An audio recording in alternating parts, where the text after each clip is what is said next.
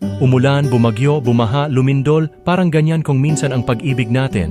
Yugto ng unos at pagputok ng mga alon, kung saan madalas tayong nahihila ng takot at pag-aalinlangan.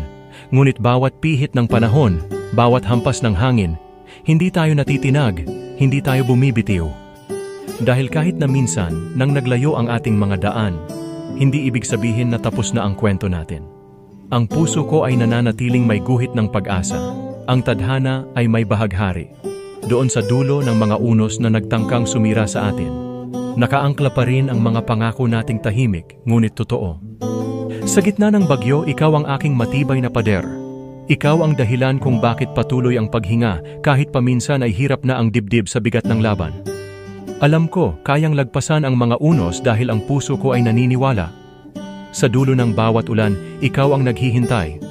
At kung dumating man ang araw na muli tayong subukin, hawak kamay pa rin tayong haharap sa dilim, sa pagpatak ng ulan, sa lakas ng kidlat at kulog.